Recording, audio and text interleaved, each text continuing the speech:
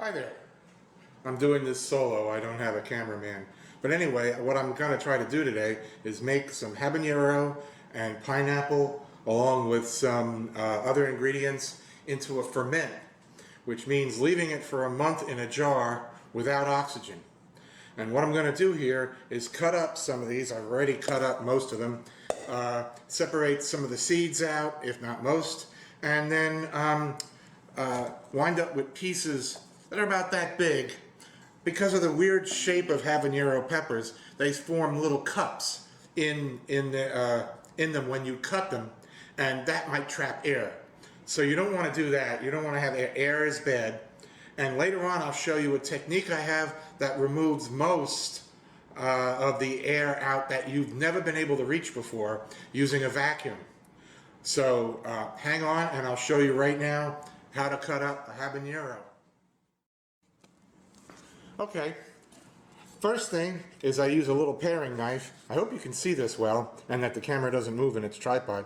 Just slice that like that, throw that out, and slice along here. So you know seeds, well, there's always a bad one. Slice along here, and then slice right along this rib here, and pull it right out. Okay? So you get rid of that, push these off to the side. Now you see little cups in here, slice those open. There's a really bad cup. So you slice that, and then slice along the rib there, and then just slice that. That's it. Repeat, and repeat, and repeat. Don't forget to wear gloves, or you might be very miserable later. This is going to make up about 1 quart of ferment, and I'll continue this in a minute. I want to talk about salt. Salt is important because the bacteria you want, that lactoferment uses a bacteria that apparently likes salt. But salt is not liked by the bacteria that you don't want. So you have to add a little bit of salt. Some people say 2.3% of salt solution in the brine is what you need. I go with 2% because that's just my opinion. So what we have is 1,000 milliliters of water, not 1,000, we have 800 milliliters of water, which is also 800 grams of water and 800 cubic centimeters of water, the beauty of the metric system. So a gram of water is also the same as a cubic centimeter and the same as a milliliter of water. So anyway, if you want a 2% solution of salt in your brine, you need 20 grams of salt for 1,000 grams of water. Well, this is 800. Why? Because it says so right there. Is that good enough for a lab? No. Is it good enough for a kitchen? Yes. So I need 20% less salt for 800 milliliters of water than I do for 1,000 milliliters of water. Well, 20% of 20 grams is 16 grams. It's pretty much, that's it. So I take the tar of this, which zeroes that out, and I put in 16 grams of salt. There you have it. And you add that into the water. I'm not going to add it here because I've already done this a couple times and I had to redo the video. But you add that in there and stir it up and make sure all the crystals are dissolved so you really have a true 2% saline, 2% salt solution. And you wait until it clears. The reason for that is that makes sure that all the crystals that are suspended in the water are also dissolved. No crystals on the bottom, you have your 2%. Now the other thing about salt is, this is sea salt. The other thing about salt is that you have commercial salt in the supermarket, and there's iodized salt. You don't want that. This has no iodine in it, but it has another ingredient called yellow prussiate of soda. Yellow prussiate of soda. That is another word for potassium ferrocyanide. Now, there's nothing wrong with cyanide. It's in a molecule. It probably doesn't do any harm to you. It's the thing about chemistry is something that's separate, like a sodium will kill you, chlorine will kill you, but sodium chloride, which is salt, is necessary for life.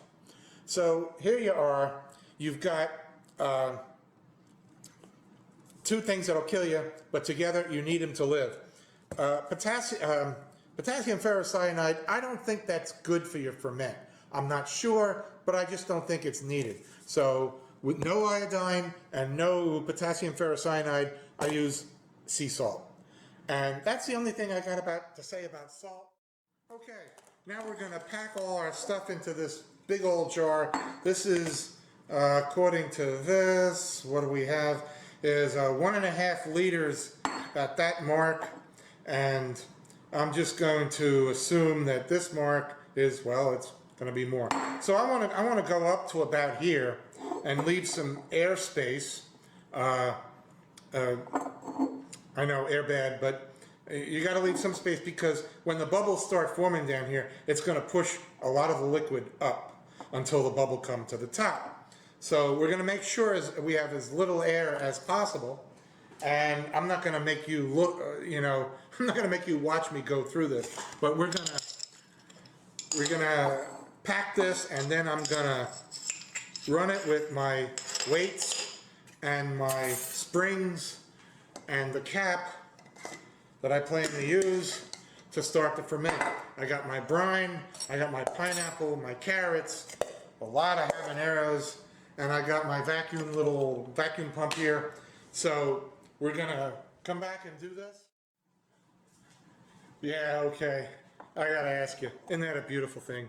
So I pushed this down, smashed everything down as far as I could, and to tell you the truth, I thought I was only gonna make a ferment this big, but with all the ingredients, I had bought a lot more habaneros than I needed. So here we are with a 2-quart mason jar, which isn't really 2 quarts, it's more like 1.5 quarts. Depends on how high you go here, but this, just to tell you, this spot here is 1.5 liters. We got our little toys that we use, and here it is. This is Food Safe Silicone, bought it on Amazon. This is for the large size, which kind of fits around that and kind of does that.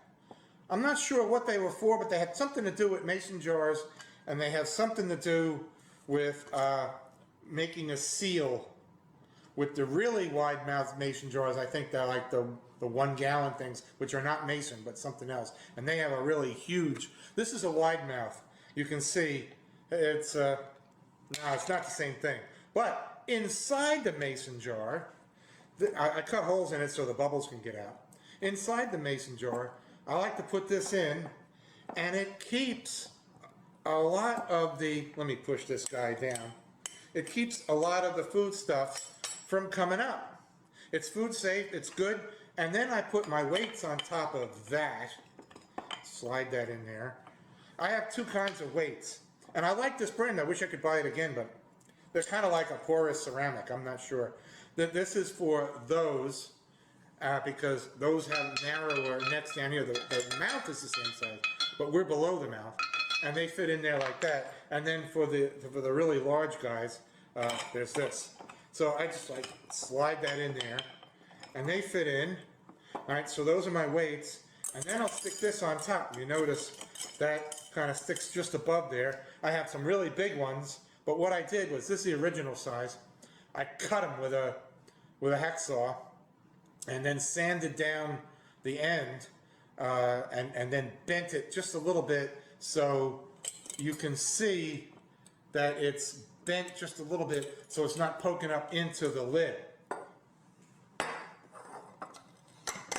This lid, okay? Because you don't want to damage these things. By the way, if you do use these, do not put them in a dishwasher. Do not expose them to heat higher than maybe like 140 degrees, maybe 130, I'm not sure. But do not put them in hot water. That's more than what your skin can handle, because I'll tell you what, they will warp and then they will not screw down on top of the jar the way they should. All right, so we got our silicone rubber in there and we have our little spring, and now we're going to pour our brine in. Yeah, we're gonna pour this in there. There you go. All right, a lot of bubbles.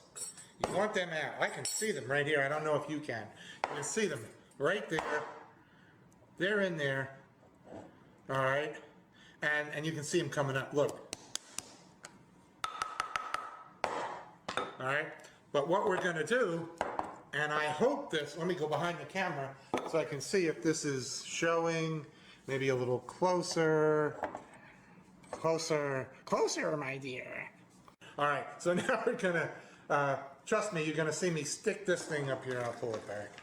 You see this? I'm gonna put my little vacuum device in here.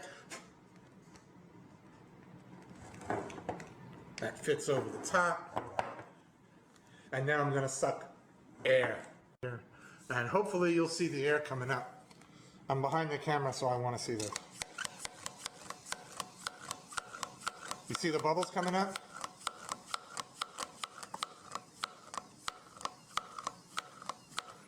You notice the brine level has climbed up too. The little bubbles that are down in there have gotten bigger and have pushed the brine up.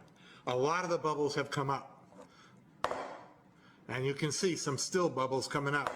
The reason they're coming up now and not before is because the bubbles are bigger due to the vacuum. Whoa, there, that's a vacuum. I'm having trouble here. There's a real vacuum there. Whoa, look at the bubbles coming up. I don't know if you can see them. I didn't have the lid tight enough. That seal is working now. And those bubbles are coming up. That is a lot of air taken out of there. Look at that. That was just a little bump. I was bumping this bottle harder to get that air out. But look at that. Those bubbles got big. They're coming out. And that is how you get a good amount of air. Look at all that. Did you think they were in there? I pushed this down with my veggie masher. And those bubbles are coming up. Look at that. That is amazing. It impresses me every time. Every time I do a ferment. Because not only do I have this ferment, I have a kimchi ferment going on, which is about a week old now. In there. And as the bubbles from the ferment start building up in here, the pressure will reverse and it'll push that air out. That's it. That's how I do a ferment. Your mileage may vary. Have a good day.